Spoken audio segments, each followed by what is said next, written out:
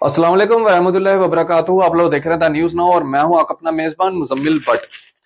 नाज़रीन कराम, रोजाना हम आपको जो है वो द न्यूज नाउ के माध्यम से मॉर्निंग अपडेट्स के अंदर सियासी हलचल और सियासी गलियारों में क्या बातचीत चल रही है वो आप तक जो है वो हमेशा पहुंचाने का प्रयास करते हैं और कोशिश रहती है कि इस वीडियो प्रसारण के माध्यम से जो है वो आपसे सीधा रूबरू जो है वो बातचीत भी जो है वो हो सके। हालांकि इस प्रोग्राम को जो है आप लोगों का काफी ज्यादा प्यार भी मिल रहा है और कई लोग इस समय सोए हुए होते हैं और कई लोग जो है वो ऑफिस के लिए तैयार हो रहे होते हैं और कई लोग जो है वो स्कूल कॉलेजेस यूनिवर्सिटीज की तरफ जो है वो जा रहे होते हैं, लेकिन तब भी आप लोग जो है वो काफी ज्यादा प्यार जो है इस प्रोग्राम को देते हैं। बात करें, आज 18 अप्रैल है और धारा 144 जो है वो डिस्ट्रिक्ट उधमपुर, कठुआ, डोडा, किश्तवाड़, भदरवा, रामबन, बनिहाल, इन इलाकों के अंदर जो है वो जारी कर दी गई है। और ये धारा 144 जो है कल से यानी कि 17 तारीख के शाम के 6 बजे से जो है ये धारा 144 जो है वो लगा दी गई है सकते हैं और एग्जैक्ट पोल भी जो है हम लोग नहीं दिखा सकते। बात करें तो कल जब वोटिंग होगी तो के कौन जीतेगा कौन हारेगा, 4 तारीख को वैसे भी रिजल्ट जो है वो डिक्लेयर हो ही जाएंगे। अब सियासी हलचल के अंदर जो है रजौरी अनंतनाग सीट के ऊपर जो है काफी ज्यादा नजरें हैं। अगर सेंटर की बात करें तो सेंटर ने काफी कुछ जो है वो रजौरी पुंछ के लोगों को जो है वो दिया है, अनंतनाग के लोगों को दिया है, यानी कि मैं बात कर रहा हूं एसटी स्टेटस की। पहाड़ी कबीले को एसटी स्टेटस का दर्जा जो है वो सेंटर के द्वारा दिया गया, लेकिन अभी तक रजौरी अनंतनाग सीट के ऊपर जो है किसी भी कैंडिडेट को जो है वो उतारा नहीं गया है भाजपा की तरफ से। और कांग्रेस तो सपोर्ट कर रही है नेशनल कॉन्फ्रेंस को, क्योंकि वहां से मियां अल्ताफ लारवी साहब को जो है वो उतारा गया है। जहां पे कुछ बातें ये सुनने को मिल रही थी कि गुलाम नबी आजाद साहब ने जो अपना नामांकन उस सीट के ऊपर से भर रहे हैं, वो हो सकता है कि भाजपा जो है वो डायरेक्टली इनडायरेक्टली जो है वो उनको सपोर्ट करे।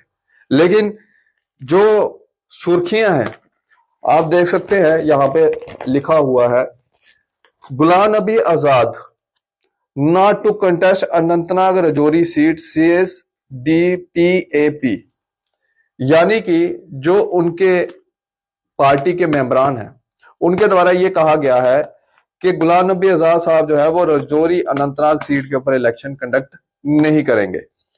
यह जानकारी जो है वो एडवोकेट सलीम पारे ने जो है वो जानकारी दी है, लेकिन अभी तक इसके ऊपर ऑफिशियल जानकारी नहीं है। अभी तक ये खबर जो है वो सूत्रों के हवाले से ही ये खबर है। जब ये पूरी खबर आएगी वो भी हम आप तक जो है वो जरूर पहुंचाएंगे। लेकिन देखिए, एसटी स्टेटस देने के बाद भी अभी तक भाजपा की तरफ से कोई कैंडिडेट जो है वहां पे नहीं अनाउंस किया गया। और उसके बाद अगर बात करें तो अगर गुलाम नबी आजाद साहब आए थे मैदान में, रेस में उतरे थे, तो उतरना चाहिए था, क्योंकि वो तो कहते हैं कि मैंने बहुत काम किए हैं लोगों के, मैंने बहुत कुछ किया है।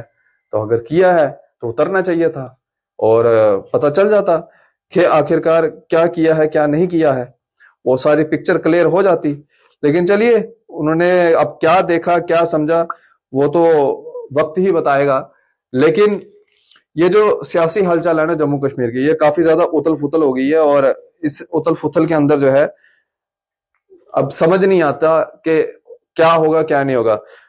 हालांकि अगर बात करें, सियासतदान जो है वो बड़े बड़े वादे दावे सब कुछ कर रहे हैं, लेकिन कई इश्यूज ऐसे हैं जो जिनके सहारे 2014 में सरकार बनाई गई थी, 2019 में सरकार बनाई गई थी, जम्मू कश्मीर के अंदर सीटें दी गई थी।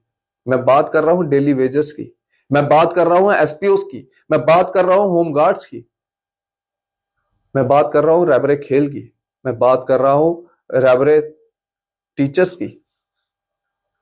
ये सब इश्यूज जो है वो काफी ज्यादा पेंडिंग पड़े हुए हैं, कोई इनके बारे में बातचीत नहीं कर रहा। हाँ, ये कह रहे हैं कि अगर हम इस बार सत्ता में आए तो पक्का कुछ ना कुछ करेंगे। लेकिन मुझे लगता है कि जो मेरे डेली वेजेस भाई हैं, जो मेरे SPOs भाई हैं, जो होम गार्ड्स हैं, ये जो बाकी विभागों के अंदर अपनी सेवाएं दे रहे हैं, जिन्होंने अपनी मांगे इन सरकारों के आगे रखी, मुझे लगता है कहीं ना कहीं वो इस बारे में जो है इस बार सोच समझ के जो है वो वोट करेंगे। मैंने कल एक वीडियो भी चलाई थी और वो उधमपुर का नौजवान था, उस नौजवान ने क्या कहा था वो भी मैंने आप तक पहुंचाया था। उस नौजवान ने कहा था कि इस बार सरकार होगी तो नौजवानों की होगी, बेरोजगारी चरम सीमा पे है। सही बात है, बेरोजगारी चरम सीमा पे है और बेरोजगारी के कारण ड्रग्स काफी ज्यादा इस समय जो है वो अपने पांव पसार चुका है और हर गली कूचे के अंदर, हर मोहल्ले के अंदर कम से कम 3 से 4 जो है वो ड्रग्स में जो है वो बच्चे जो है वो एडिक्ट हो चुके हैं। खैर, सरकारों का ध्यान इस तरफ तो नहीं है, लेकिन हम तो बात रख सकते हैं, हम तो बोल सकते हैं ये चीजें। मैं अपील करता हूं कि इस बार किसी की भी सरकार हो, चाहे वो कांग्रेस की हो, चाहे वो एनसी की हो, चाहे वो भाजपा की हो, चाहे वो किसी भी पार्टी की सरकार हो, डेली वेजेस भाइयों का, एसपीओस का, होम गार्ड्स का, रहबरे खेल, रहबरे तलीम, रहबरे जंगलात, इन सब के बारे में जो है वो सरकार सोचे और इनको पक्का करने की जो प्रक्रिया है उसको शुरू करे, ताकि ये लोग भी समझे कि हम भी कहीं पे जो है वो फॉल करते हैं। बड़े सियासतदान आते हैं, इनका वोट बैंक जो है वो उनके जज्बातों के साथ खेलने की कोशिश करते हैं, इनको कहते हैं कि हम आपको परमानेंट करेंगे, हम आपको ये करेंगे। लेकिन मैं कहता हूं कि आप झूठे दिलासे देने के बजाय वो ग्राउंड पे उतर के काम करें, इनको परमानेंट करने की कोशिश करें और जब आप इनको परमानेंट करेंगे ऑटोमेटिकली आपको जोली भर भर के जो है वो वोट मिलेंगे, आपको कंपेन करने की जरूरत भी नहीं पड़ेगी, आप ऐसे ही जीतेंगे। लेकिन चलिए, अब क्या कह सकते हैं, ये तो सरकार जाने। इसके बाद अगली खबर की अगर हम रुख करें तो जिस तरह से अब इलेक्शंस पास में हैं तो कहीं ना कहीं जम्मू कश्मीर जो है वो हमेशा अलर्ट पे रहता है और हमेशा हाई अलर्ट जो है यहाँ पे जारी किया जाता है। और उसी के हवाले से कल कश्मीर के अंदर एक बड़ी ही दर्दनाक हादसा जो है देर रात को हुआ और इस दर्दनाक हादसे के अंदर साफ तौर के ऊपर यह देखने को मिला कि एक नॉन लोकल की जो है वहां पे हत्या कर दी गई। एक बार फिर टारगेट किलिंग जो है वो कश्मीर के अंदर की गई और कश्मीर को जो है एक बार फिर खून से सींचने की जो है वो कोशिश की गई। हालांकि हमारे सिक्योरिटी फोर्सेस ने अपना काम कर रही है और करती आ रही है, लेकिन देखिए एक बार फिर कश्मीर को खून से सींचने की जो है वो कोशिश की गई और इन इलेक्शंस के चलते ये वारदातें जो है अब निकल के सामने आ रही हैं। अभी तो ये पार्लियामेंट्री इलेक्शंस है, इसके बाद असेंबली चुनाव होंगे। जो सुप्रीम कोर्ट का ऑर्डर है, सुप्रीम कोर्ट ये कहता है 30 सितंबर से पहले पहले आपको जो है यहां पे चुनाव करवाने हैं असेंबली के। अब चुनावों की बात करें तो यहां पे आप पता नहीं असेंबली के चुनाव होते हैं या नहीं होते हैं, वो तो वक्त ही बताएगा।